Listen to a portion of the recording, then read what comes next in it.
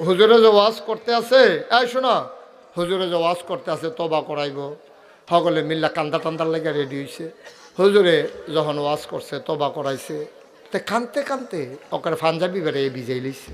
সকলে আরে পপুরে সাংঘাতিক অবস্থা রে, হুজুরের ওয়াজে এমন অ্যাকশন হয়েছে, তে ওকে পাঞ্জাবি বেড়াইয়া ভিজাই লইছে, নমুনা খারাপ। তে তো এমনি কান্দুন না না, তে হইল এলাকার ভিতরে এই পর্যন্ত অনেক ছাগল চুরিতে ধরা পড়ছে। তে এমনি কান্দে কারণটা কিতা? আর তে কান্দে গেলে তে মনে মনে চিন্তা করতেছে, যদি এক ছাগলের লাগিয়া 1 বছরও জেল হয়, মিনিমাম 250 ছাগল চুরি করছি, তাহলে তো 250-র নিচে জেল হওয়ার কোনো 250 বছর জেল হইব আমার। নমুনা যে কি খারাপ রে, তা কানছে, মনে মনে নিয়ত করছে, আল্লাহ আসলে তো ছাগল চুরি করছি, থতার জুড়ে না কইছে আমি নিছি না, আসলে তো আমি এই এলাকার সব ছাগল নিছি, তো তোমার কাছে ভিক্ষা চাই, যা হইছে হইছে। জীবনে ছাগল লগে দিয়ে আটটা গেলেও কি রঙের ছাগল এইটাও চাইতাম না, চুরি তো দূরের কথা, অকারে কি রঙের ছাগল এই ডর চাইতাম না। আজ থেকে তবা করলাম, ছাগল এখন থেকে আর চাওয়া চাওয়ি নাই।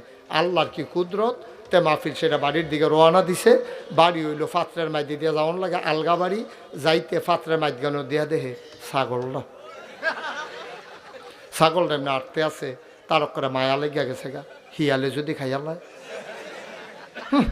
ছাগলটা রে, শিয়ালে খাইয়া লাইলে তাড়াতাড়ি তার গলার মাফলারটা ছাগলের গলাত ফেঁসাই লইছে, লইয়া গেছে বাইত গিয়া সেটা ছাগলটারে জব করছে। বন্ধু বান্ধব খবর দিছে, সকলে মিল্লা রান্না বান্না করে ফজরের টাইমে খাইতে বইছে। ছাগলের গুস্ত দেখে তার আবার কান্দাইয়া পড়ছে।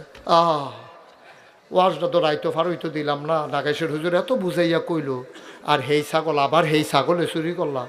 আমার কপালও বোধহয় জাহান্নাম ছাড়া জান্নাত নাই রে, আমার কপাল এইতে আছে বইয়া। তে হর দুনছে কান্দা শুরু করছে। লগের ফোলাফে না কয়, তুই ওইলে আগে কিনবে না, ওইলে পরে কানবি, তুই ভাই দিয়ে কি আর কান্দা, খানার টাইমে খানার জুড় এনে একটা মাসে বইয়ে বইয়ে কানলে। ভাই ছাগল চুরি করছি আমি না জানি টিকিটার যাইতেছে আমার ভিতরে দিয়া, কেয়ামতের ময়দানে যে কি উপায় হইব রে। তো লগের ফলাফাইনে বুদ্ধি দিছে, একটা কাম কর, গোনা আমরা কমাই লেই। কই গোনা কমাইম কেমনে? কয় লাইন আছে তো। কয় কি লাইন? কয় মসজিদের ইমাম সাহেব মুয়াজ্জিন সাহেব দাওয়াত দিয়া লাই। এইখান থেকে মসজিদের ইমাম সাহেব মুয়াজ্জিন সাহেব গিয়ে দাওয়াত দিছে, হুজুর আমরা করো দাওয়াত। হুজুরে তো কয় হা আজ যাবো তো দাওয়াতের উপরে দিয়া যাইব রে, ফজরের টাইমও শেষ হয়েছে না, দাওয়াত শুরু হয়ে গেছে গা। হেতান আবার কয় হুজুর সবসময় তো গরু খানা যে খাসি দিয়া। তো নিচে পরে হুজুরের মুয়াজ্জিন সাহেবরা বয়াইছে, বয়াইয়া প্লেটে মেরে খানা দিছে, রান খাসি সিনা এমনি দিছে, খাইতেছে হুজুরে।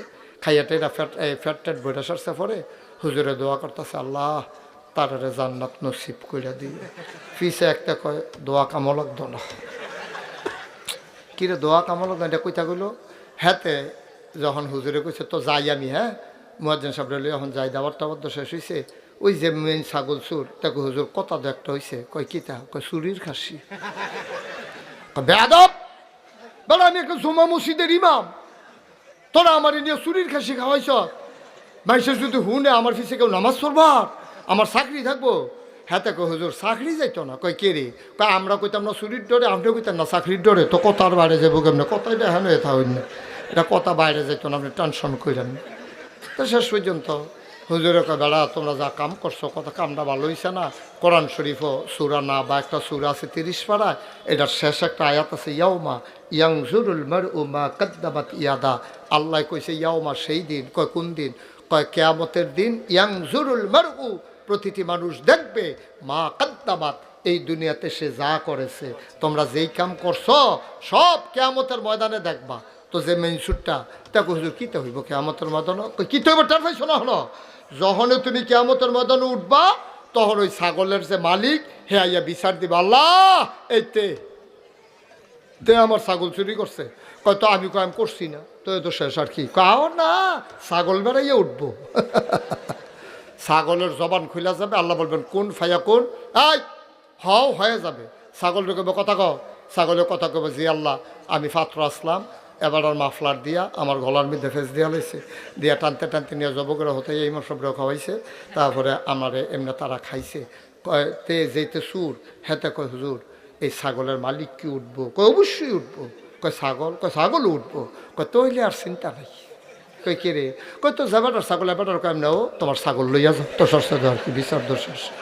আমি কি ছাগল হেন মেল দরবার করাম নাকি হেন তার ছাগল তারে দিয়া দেম তার বিচার কিতা হেন নাউজুবিল্লাহ কইতেন না এত বুদ্ধির দরকার নাই বইয়ালো তোমরা 4-5 জনে বউ এই ডাবল আর বউ তুই তো একটা আর দিয়া ফেস লাগাইলেই সত্যি বয়ালা এই তো আমরা শেষের দিকে জাগাইতেছি হ্যাঁ তো আমরা কইছিলাম আল্লাহ কয় ফাবিমা রাহমাতিন মিনাল্লাহ এবার মনোযোগ এবার আর কেউ কইতাম না উঠতাম না এই তারে বয়া এবার আর আমি কিন্তু কেউ কইতাম না অহন থেকে যে উঠবো তার কোনো বিচার নাই যারা লগে তুটবো বিচার হইব তার আর না তোমরা থাকতে উঠে কেমনে যাতা দিয়ে হতাইলেই আল্লাহ যা করে করবো আমরা ইয়া ফিসা বুজুরের বাইরে আছে না থাকিয়া বিচার করে দিয়া যাব মার হাবা বলো অহন আর লড়াচড়া নাই এখন কিন্তু শেষ এবার শেষের দিকে আমরা জাগিয়েতেছি ফাবিমা রাহমাতিন মিনাল্লাহ আল্লাহ কয় নবী গো আল্লাহর পক্ষ থেকে আপনারে যে নেয়ামত দিছি রহমত দিছি এটা দিয়ে আপনার মনটারে নরম কইরা লাইছি সুবহানাল্লাহ কয় না আপনার মনটা সাংঘাতিক নরম নবীর মনটা যে নরম প্রমাণ আছে নাকি না গভীর খেয়াল যেই বছর নবীজি জন্মগ্রহণ করছে সেই বছর তৎকালীন জমানায় মক্কার মহিলারা বুকের দুধ বাচ্চাদেরকে খাওয়াইতো না তারা প্রেস্টিজ ইস্যু মনে করত বংশাবলী মানুষ তারা মায়ের বুক বাচ্চারে খাওয়াইতো না বুকের দুধ তারা মনে করত লুকরাইকা দুধ খাওয়াইব ওই জমানায় তায়েফ থেকে মহিলাইতো মক্কার বাচ্চা লইয়া যাইতো টাকার বিনিময়ে দুধ পান করাইয়া তারপরে আবার ফেরত দিয়া যাইতো সুবহানাল্লাহ কইতেন না যেই বছর নবীজি জন্মগ্রহণ করছে মনে করেন কোম্পানি গুঁজতে মহিলা আইব ফান্ডুগর খুব খেয়াল করেন সিহন কথা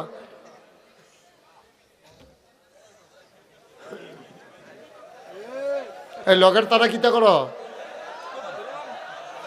এই বেড়া কইলাম যে শেষের কথা আর উড়িস না তোরা কথা শুনুচ্ছা বেড়া আমিন বলো আর উঠলে ওখান আর মজাটা থাকতো না সবাই মন দিয়ে শুনেন আর যেন বলা না লাগে আমিন কন জুড়ে কন আরো জুড়ে মনে করেন তায়েফ থেকে মানুষ আসতো মক্কায় আইসা বাচ্চা নিয়ে যাইতো মনে করেন কোম্পানিগঞ্জ থেকে আসবে পাণ্ডুগড় কোথেকে আসবে কই পাণ্ডুগড় বাচ্চা নিতে আইব কোম্পানিগঞ্জের মহিলারা রওনা দিছে তায়েফ থেকে একদল মহিলা রওনা দিছে তারা তখন একা একা চলতো না দল বান্দা চলতো মরুভূমির মাঝে দিয়া একদল মহিলা তায়েফ থেকে রওনা দিয়া কিছু দূর আসছে আসার পরে দেখে একজন নাই একবারই চিল্লান দিয়া কয় নাই কয় কেডা নাই কয় একজন নাই কয় কেডাইডা কয় নাম হইল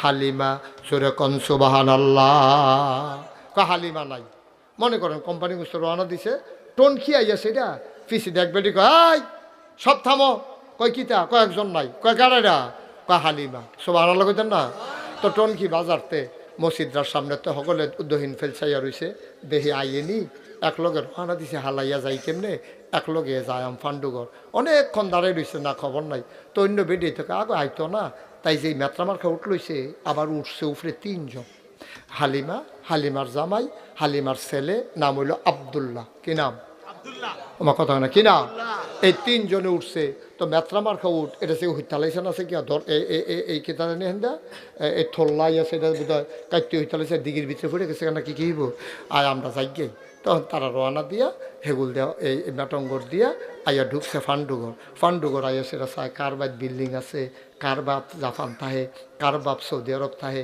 কার বাপ বড় ব্যবসা করে এরকম টেহাওয়ালা চাইয়া সব বাচ্চাগুলা একজন কইরা সবাই বাচ্চা লইয়া সেইরা তারা এবার ফিরতি রওনা দিছে ফিরা রওনা দিয়া গেছে আপনার সাফিতলা কিফিতলা আমার কথা কিফিতলা সাফিতলা গেছে পরে দেখে যে হালিমার আইতে আছে তারা আমার কথা কেন তো হালিমা তারা যাইতে আছে ক্রস করছে সাফিতলা আমরা ইকরামুল হক মুরাদির বাড়ির গাড়ারাত ফুলদার দহিন দিয়ে এই জায়গাটার মধ্যে যখন তারা এই ক্রস করছে হালিমায় দেহে সবার কুলের ভিতরে বাচ্চা ওয়া করে কান্দে আবার বেরিয়ে না কান্দে না এটা করে সেটা নিতে আছে এর ভিতরে দিয়া হালিমায় দেহে সবার কুলো বাচ্চা হালিমা ডাক দেয়া কয় কি থাকো তো তোরা কি বাচ্চা লই আই ফারছ না তোমার লেগে বইয়া না থাকবো কইতে একটা মেত্রা মাঠে উঠলইছ তুই তুই দি ইয়া টনকি রেখে ফিসে ফুটাকে সুটগা তুই কয় ইয়া তো মগ দাও কি আমরা দুর্বল মানুষ গরিব মানুষ আর বাচ্চা নাই কয় একটা বাচ্চা আছে বাপ নাই সুবহানাল্লাহ কইতেন না কি নাই তা হালিমা একটু বাস্তববাদী মহিলা ছিল হিসাবী মহিলা হালিমা কয় স্বামী আমার চলেন আমরা ফিরত যাই যেহেতু বাপ নাই তারা টেহা দিলে কইতে দিব দিলে বা কয় টেহা দিব লন আমরা ফিরত যাই এই বছর আমরা কফালো বাচ্চা নাই আমরা আর বাচ্চা ফালতাম না এবার এমনি থাহাম হালিমার জামাইয়ের মনটা আছিল নরম হালিমার জামাই কয় আইসি যখন এখন সাফিতলা আইয়া পড়ছে আর কয় কায় আইসি যখন ঘুরান দিয়ে দেখা যায় পছন্দ হইলে নিলাম না হইলে নাই সারসে কি দুই কথা আসেনি কত লন যাই আইসে মেটঙ্গরতে আইয়া ফিরসা বুজের বাড়ির গাড়াত মসজিদের সামনে খেরুইয়া দেখে যে মুয়াজ্জিন সাহেব খেরুই রয়েছে মুয়াজ্জিন সাহেব জিগা হুজুর এই গ্রামও আপনার বাড়ি কো জিগে আলাপ নাই 15 বছর ধরে এখনো তাই দাওয়াত খাইতে খাইতে প্রতিটা ঘর তামা করে ঢালাইছি এমন কোনো ঘর নাই চিনি না কি তো হয়েছে হেডা জিগান কয় না ওই জিগাইস্তান এই গ্রামও বলে একটা বাচ্চা আছে এতিম ঘরটা কোনটা কইতেন পারবেন নি সুবহানাল্লাহ কইতেন না ওই হুজুর ডাক দিয়া কই ওই যে ঘর ওই ঘরটাই আমেনার ঘর ওই ঘরের বাচ্চা নাম হইল মোহাম্মদ তার বাপ নাই বাপের নাম আব্দুল্লাহ দাদা আব্দুল মুত্তালিব কাবার মোতোয়াল্লি খবর নিয়ে দেখো এবার হালিমার স্বামী আর ছেলে আব্দুল্লাহ আইসা আমেনার ঘরের সামনে দাঁড়াইছে হালিমা ডাক ডাক কয় স্বামী গো ও স্বামী আমার এই মহিলার ঘরে কোনো পুরুষ নাই আপনি ভিন্ন পুরুষ আপনি ঢোকা ঠিক হবে না আমি একটু ভেতরে গিয়ে দেখি বাচ্চাটা কেমন আপনি আব্দুল্লাহরে কুলে নিয়ে একটু দাঁড়ান হালিমা ডাক দেয়া কয় আমি দরজায় গিয়ে দাঁড়ালাম সালাম দিলাম আসসালামু আলাইকুম ওয়া রাহমাতুল্লাহ ভেতর থেকে মহিলা কণ্ঠ আমারে কয় কে আমারে সালাম দেয় আমি বললাম আমার নাম হালিমা কয় কোন হালিমা আমার নাম হালিমা তু সাদিয়া কয় চিনলাম না কয় আমি তায়েফ থেকে এসেছি বাচ্চা নেওয়ার জন্য ভেতর থেকে আমেনা ডাক দিয়া কয় হালিমা গো ও হালিমা তোমার বুঝি মায়া লাগছে সকাল থেকে কত মহিলা বাচ্চা নিয়ে আমার ঘরের দরজা দিয়া গেল গো আমি কুটের পায়ের শব্দ শুনলাম বাচ্চার ওয়া ওয়া কান্না শুনলাম কেউ একবার খবরও নিল না আমার ঘরে যে বাচ্চা সেটা জানতেও চাইল না তোমার বুঝি মায়া লাগছে আহলান সাহলান মারহাবা মোস্ট ওয়েলকাম আমার ঘরে তোমারে স্বাগতম আসো আসো ভিতরে আসো হালিমা কয় আমি ভিতরে ঢুকলাম গিয়া দেখি আমেনা আসন পেতে বসে আছে কুলের ভিতরে ছিট্ট শিশু ঘুমায় আমি গিয়া বললাম আমেনা গিয়া দেখি এই রকম একটা সাদা রুমালটা দিয়া বাচ্চার মুখটা এমন করে ঢাকা আমি বললাম আমেনা ও আমেনা বাচ্চা নেব এমন কোনো কথা নাই দয়া করে বাচ্চাটার একটু দেখতে চাই আবার একটু বাচ্চারা দেখাও কয় দেখে নাও নয়ন ভরে হালিমা কয় দেখবো কেমনে রুমাল দিয়া মুখ ঢেকে রাখলে আমেনা টান দিয়া মুখের পর্দা সরাই দিলেন হালিমা ডাক দেয়া কয় পৃথিবীর মানুষ শুনো খোদার কসম জীবনে আমি কত মানুষের বাচ্চা দেখেছি কিন্তু এই বাচ্চাটার মতো বাচ্চা আমার জীবনে আমি আর একটাও দেখি নাই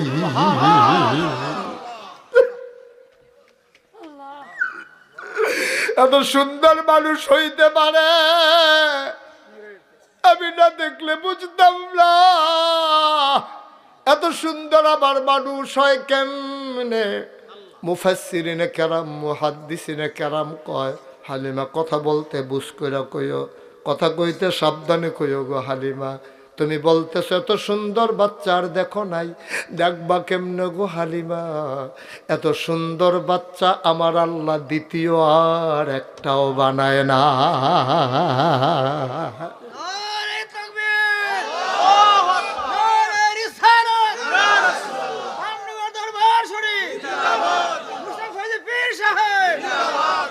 এত সুন্দর বাচ্চার একটাও বানায় নাই আমার আল্লাহ তিল তিল করে তার বন্ধু নবীরে বানাইছে যেমন হওয়া দরকার তার চুল, তিনি তেমন দিয়েছেন ওনার চুল। সুবহানাল্লাহ কয় না? উনি যখন প্রাপ্তবয়স্ক, ওনার চুলগুলো ছিল ঘাড় পর্যন্ত প্রলম্বিত, হালকা হালকা কোকড়ানো। কখনো বা যখন চুলের ভিতরে তৈল দিয়ে আছড়াতেন, অবাক বিস্ময়ে সাহাবারা তাকিয়ে দেখতেন, মনে হইতো চুলের মাঝে যেন মৃদুমন্দ ঢেউ দেখা যায়। কপালটা ছিল নবীর চওড়া, ভ্রুগুলো ছিল নবীর জোড়া ভ্রু, ভ্রুগুলা ছিল ধনুকের মতো বাঁকা। মুসলমান চোখের পাতাগুলো ছিল এক একটা ফুটন্ত গোলাপের গোলাপি রঙের এক একটা পাপড়ির মতো। তিনি কখনো বা যখন চোখের পলক ফেলতেন, পাতাগুলো যখন নড়ে উঠত, মনে হইত মৃদুমন্দ বাতাসে গোলাপ পাপড়ি যেন দোল খাইতেছে। নবীর নাকটা ছিল খাড়া, নাকের ছিদ্রগুলো ছিল ছোট ছোট, নাচের নিচে ঠোঁটের উপরে ছিল চিকন সরু গোফ, ঠোঁটগুলো ছিল নবীর গোলাপি রঙের। কখনো বা যখন নবী মুচকে হাসতেন, ঠোঁট দুইটা যখন একটু ফাঁক হতো, অবাক বিস্ময়ে সাহাবারা তাকিয়ে দেখত, মনে হইতো দাঁতটা যখন বের হতো, মনে হইতো গোটা পৃথিবীতে যেন বিজলি চমকাইছে।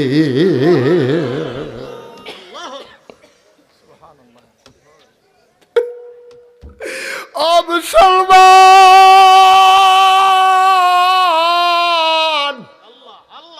মুশতাক ফয়েজি যদি কোনোদিন আর না আসে, কোনোদিন যদি তোমাদেরকে না ডাকে, মনে রাখবা আমি এসেছিলাম, মনে রাখবা কথা কয়টা বলে গেলাম।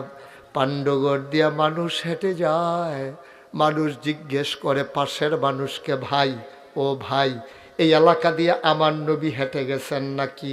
কয় তুমি কেমনে বুঝলা? কতদিন আগে আমার নবী হেঁটে গেছেন, তুমি কেমনে বুঝলা? 1 মাস হয়েছে নবী হেঁটে গেছেন। সাহাবারা মুস্কি হাসি দিয়া কয়, 1 মাস হয়েছে নবী হেঁটেছেন, আজও যেন এই রাস্তার ভিতরে নবীর গায়ের জান্নাতি গন্ধ পাওয়া যায়।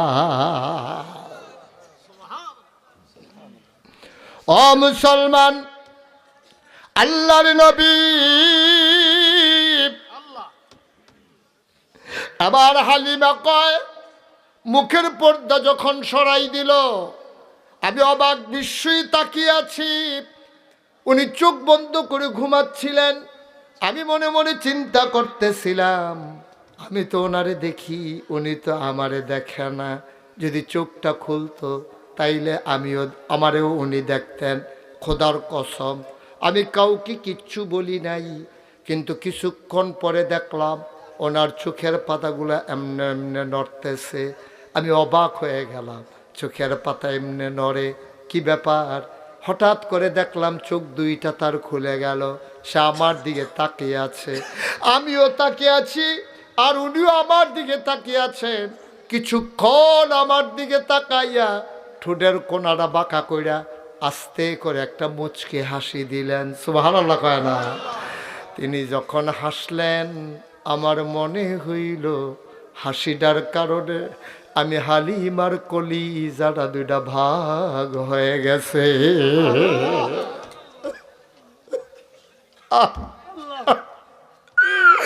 আমার মনে হইল আমার কলিজাটা যেন 2টা ভাগ হয়ে গেছে। আমি লাফ দিয়া ঘরের বাইরে গেলাম, গিয়া বললাম, স্বামী,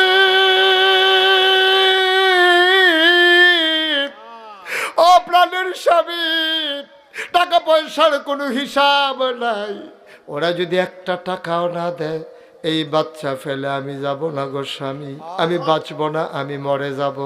হালিমার স্বামী কয়, মন চাইলে নিয়ে নাও। হালিমা দৌড় দিয়া ঘরের ভেতরে ঢুকলেন। সুবহানাল্লাহ কয় না? ঢুকে কয়, আমে না ও আবেলা, টাকা পয়সার কোনো হিসাব নাই, পারলে দিও না পারলে নাই, দয়া করে বাচ্চারা আমার কুলে দাও, আমি নিতে চাই। আমেনা কয়, শোনো শোনো শোনো, বাচ্চা যে নিবা এটা তো একটা আজব বাচ্চা। কয়, বুঝলাম না। এই বাচ্চাটা এমন বাচ্চা, 10 মাস 10 দিন আমার পেটে ছিল। মায়ের গর্ভে যখন বাচ্চা থাকে, বাচ্চারা পেটের ভিতরে থাকার পরে মায়েরা খাইতে পারে না, ঘুমাইতে পারে না, বমি বমি ভাব হয়, মাথা ঘুরে। আমার মোহাম্মদ 10 মাস 10 দিন পেটে ছিল, আমি টেরে পাই নাই আমার পেটে যে একটা বাচ্চা আছে। হালিমা, হালিমা, হালিমা গো, একটা পিঁপড়া কামড় দিলে আমি টের পাই গো হালিমা। খোদার কসম, আমার মোহাম্মদ যখন দুনিয়াতে আসে আমি একটা পিঁপড়ার কামড়ের মতো টের পাই না। হালিমা, ও হালিমা, এটা একটা আজব বাচ্চা গো হালিমা। খাওয়াইলে যেই, না খাওয়াইলে সেই, কান্না করে না, ঘুম পাড়াই দিলে ঘুমায়, নড়াচড়া করে না, আজব বাচ্চা। আমি তো তার একটা খেলনাও কিনা দিতে পারি নাই গো হালিমা। তার আব্বা নাই,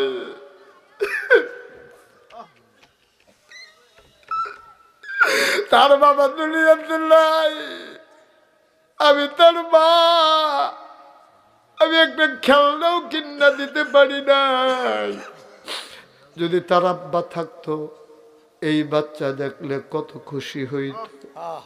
কি কপাল, বাচ্চা বাবা দেখলো না, বাবাও তার বাচ্চা দেখলো না। হালিমা, হালিমা,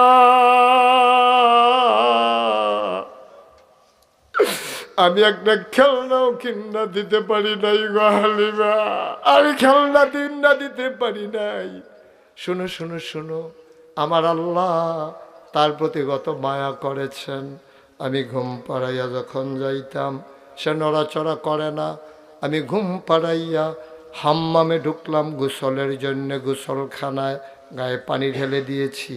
আমি তো বাচ্চা ঘুম পাড়াই গেছি, হঠাৎ করে আওয়াজ পাইলাম বাচ্চা যেন নড়াচড়া করে, হাত পা ছুটতেছে। আমি তাড়াতাড়ি জানালা খুলে তাকাইলাম, তাকাইয়া দেখি আমার মোহাম্মদ হাত দিয়া কি যেন ধরতে চায় আর খিলখিল করে হাসে।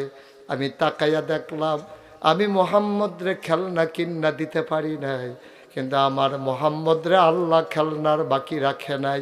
আমি তাকাইয়া দেখি মোহাম্মদ হাত দিয়া ধরতে যায়, কি ধরতে চায়, তাকাইয়া দেখি আকাশের চাঁদ আর আকাশের তারা। ওই আমার মোহাম্মদের খেলনা বানাইয়া আমার আল্লাহ তার হাতের নাগালে পাঠাই দিছে। কষ্ট হইতেছে আপনাদের? ছেড়ে দেওয়া দরকার। ও মুসলমান, হালিমা কয় এবার আমি বিসমিল্লাহ বলে কুলের ভিতরে বাচ্চা নিলাম। আমেনা কয় আমানত। আমি বললাম ঠিক আছে আমানত। আমার শরীরটা ছিল শুকনা, বুকের ভিতরে দুধ ছিল না। আমার ছেলে, কি নাম? আব্দুল্লাহ। তায়েফ থেকে আসতে আসতে বারবার বুকের ভিতরে চুষণ মেরেছে, একটা ফোঁটা দুধ পায় নাই। খোদার কসম, যেই মাত্র মোহাম্মদকে কুলে নিলাম আমি টের পাইলাম আমার শুকনা দুইটা বুক দুধে ভরপুর হয়ে গেছে। আমি বিসমিল্লাহ বলে আমি বুকের ভিতরে মোহাম্মদকে লাগাইলাম। চপ চপ চপ চপ করে মোহাম্মদ দুধ খায়। আমি মনে করলাম এই বুকের দুধ খাওয়া হয়ে গেছে, এবার একটু এই বুকে লাগাই। আমি এই বুকে লাগাইলাম, মোহাম্মদ দেখি আর খায় না, বুক বন্ধ করে রাখে।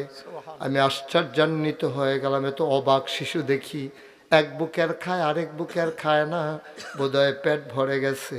আমি বাইরে গেলাম, আব্দুল্লাহর আব্বাকে বললাম, ও আব্দুল্লাহর আব্বা, আপনি একটু আব্দুল্লাহরে আমার কাছে দেন, মোহাম্মদকে কুলে নেন।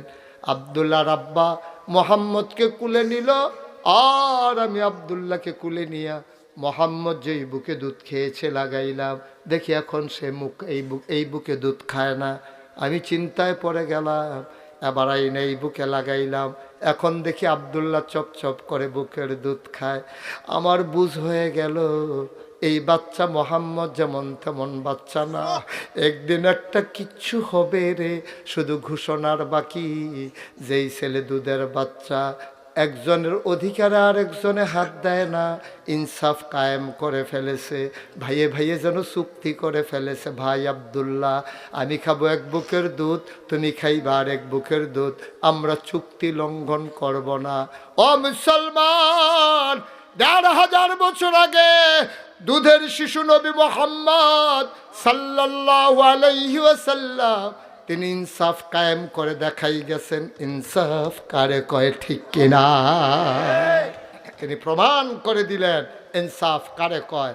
এক ভাইয়ের বুকে আরেক ভাই বুক লাগালেন না। ঘটনা তো শেষ না। দৌড়ে বের হলেন, উটের পিছনে উঠে গেলেন। এবার উট আর হাঁটে না। এখন লোক হয়ে গেছে কয়জন? কথা কয় না দেখি, কয়জন? উট আর হাঁটে না। উট এখন ঘোড়ার মতো দৌড়ায়। সুবহানাল্লাহ কয় না? উট এখন ঘোড়ার মতো দৌড়ায়। হালিমা তাদের সাথে দেখা হয়েছিল বান্ধবীদের সাথে। হ্যাঁ মাশাআল্লাহ, সচেতন শ্রোতা। কোন জায়গায় দেখা হয়েছিল? এখন সাফিতলা আগাইয়া টনকিও ঢুকছে না। মাঝামাঝি যাওয়ার পরে হালিমা তাদেরকে পিছনে ফালাইয়া আগাইয়া চইলা যাইতেছে। বান্ধবীরা ডাক দেয়া কয়, হালিমা ও হালিমা বান্ধবী আমার, ও সই পাণ্ডুগড় গিয়া কি উঠ বদলাইছস নাকি? কয় পাণ্ডুগড় আমারে কে উঠ দেবে, আমি উঠ পাবো কই? কয় না তুই উঠ বদলাইছস। কয় উঠ দিব কেনা আমারে, পাল্টাবো কেমনে? কয় এটা কি আগের উঠটা? কয় হয় এটা আগের উঠ। কয় যাওয়ার সময় তুই তো চাপিতলা পেছনে পড়ে, তুই তো ওই থল্লা টনকিতে পেছনে পড়ে গেছিলি। এখন সাফিতলায় তোর সাথে দেখা হইল, আমরা টনকি গেলাম না, এর আগেই তুই আমাদেরকে পেছনে ফেলে দিলি, নিশ্চয়ই উঠ বদলাইছ। কয় না উঠ বদলাই নাই। কয় তাইলে উঠ এমনি দৌড়ায় কেন? কয় আমি জানি না উঠ কেন দৌড়ায়। কয় জানে কে? কয় আবদুল্লাহ রাব্বাইও জানে না। কয় জানে কে? কয় আবদুল্লাহও জানে না। কয় জানে কে? এবার হালিমা মুচকি হেসে কয়, আমার মনে হয় জানে মক্কার শিশু মুহাম্মদ।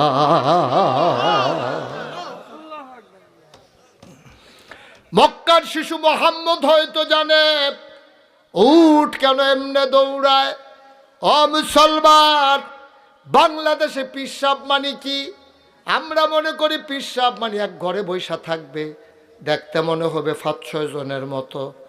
রিক্সাওয়ালের না টেহা দিব, হগিন্নি বিরিয়ানি না টেহা দিব, বইয়া বইয়া খাওন, এটার নাম হলো পিসাব না আব্বা, এটার নাম পিসাব না। পিসাব হলো যেই কোনো ক্রাইসিস পিরিয়ড ওভারকাম করার জন্যে, যে কোনো দুর্যোগকালীন মুহূর্তে পীর সাহেব দিক নির্দেশনা দেবে। ইসলামের উপরে, নবীর উপরে যখন আঘাত আসবে, পীর সাহেব হয়ে যাবে বজ্র কঠিন, ঠিক কিনা? আমি পাণ্ডুগড়ের আপনাদের পীর সাহেবের মাঝে সেই তেজদীপ্ত প্রাণ দেখেছি, যে কোনো ক্রাইসিস পিরিয়ড ওভারকাম করার জন্যে যে বলিষ্ঠভাবে তার কণ্ঠকে উচ্চকিত করে দেয়। আজকে বাংলাদেশে সামনে নির্বাচন আসতেছে, আমার বড় ভয় হয় যে এই নির্বাচনে কত মানুষ যে বেঈমান হয়।